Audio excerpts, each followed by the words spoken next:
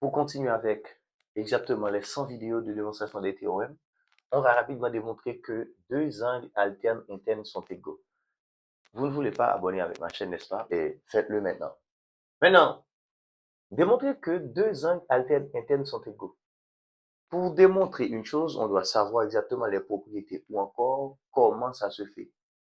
Deux angles sont alternes internes lorsque ces deux angles sont situés à l'intérieur de deux parallèles et de part et d'autre d'une séquente non adjacent. Pour cela, on doit rapidement avoir un schéma. Mais pour faire une démonstration, qu'est-ce que vous avez besoin? Vous avez besoin normalement trois choses. 1. Hypothèse. 2. La conclusion. Et 3. La démonstration. Maintenant, pour l'hypothèse, on va rapidement passer avec le schéma. Hypothèse. Hypothèse, c'est ce que vous avez besoin et c'est sur ce, vous allez reposer vos raisonnements. Maintenant, le schéma, c'est rapidement deux droites parallèles. Pour tracer deux droites parallèles, on utilise la règle de les compas. On trace d'abord une droite et on continue en faisant glisser l'équerre et vous tracez normalement l'autre droite. Ces deux droites-là sont strictement parallèles. Maintenant, on doit couper ces deux droites par une séquente. Vous voyez? Ça, c'est la séquente. Maintenant, après avoir coupé ces deux droites par une séquente, on a normalement les secteurs angulaires que nous avons besoin. On doit avoir deux secteurs angulaires situés à l'intérieur des parallèles. Cela veut dire on commence ici. On peut avoir ici A, l'angle A, à l'intérieur. L'autre doit être à l'intérieur, soit ici, soit ici, soit ici.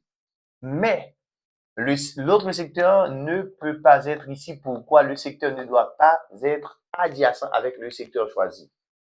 Et le secteur ne peut pas être ici. Pourquoi? Parce que le secteur ne doit pas du même côté de la séquente. Ça veut dire le secteur doit être normalement ici pour avoir deux secteurs situés de part et d'autre de la séquente.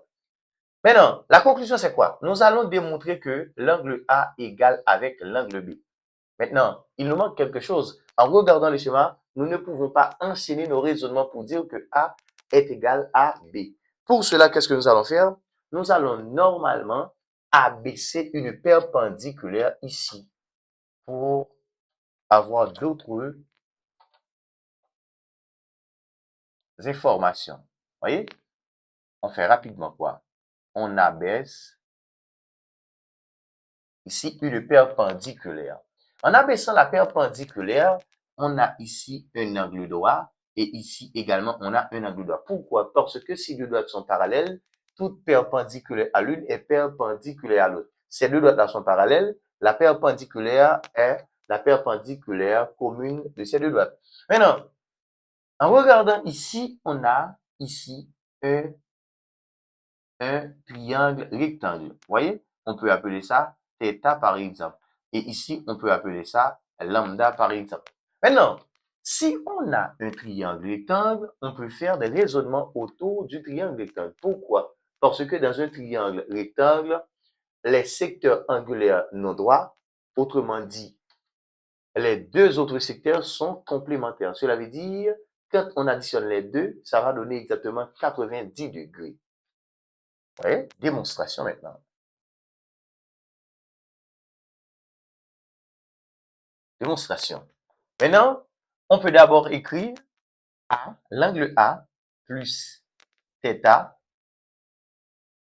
égale à 90 degrés. Deuxièmement, on a ici également un triangle rectangle. On doit faire le même raisonnement. On peut dire lambda plus l'angle B égale à 90 degrés. Vous voyez? On peut appeler ça 1 et 2. Deux équations. Maintenant, ici, qu'est-ce que nous voyons sur le schéma? Ici, on a θ et lambda, qui sont deux secteurs angulaires opposés par le sommet. Cela veut dire, si ces deux secteurs angulaires sont opposés par le sommet, ces deux secteurs angulaires sont égaux. On peut dire, on voit quoi? l'angle θ et lambda. L'angle θ égale avec l'angle lambda. Pourquoi? Parce que ces deux-là sont opposés par le sommet. Je n'ai pas besoin d'écrire ça pour ne pas rendre trop longue la vidéo. Maintenant, cela veut dire à la place de θ, je peux mettre lambda. À la place de lambda, je peux mettre θ. On va faire ce travail dans ces deux équations. On va rapidement écrire l'angle A plus θ égale avec quoi? 90 degrés. Et on continue ici. Puisque θ égale à lambda, à la place de lambda, je dois écrire θ. On a θ plus l'angle B égale à 90 degrés.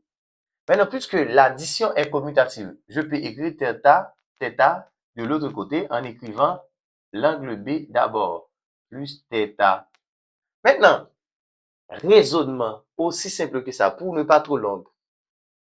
Ici, A plus θ égale à 90. Deuxièmement, B plus θ égale à 90.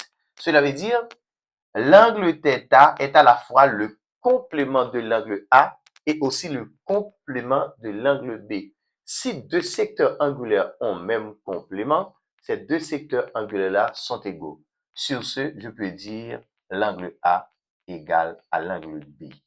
Je viens de démontrer pour vous que deux secteurs angulaires alternes et internes sont égaux. N'hésitez pas à vous abonner à ma chaîne.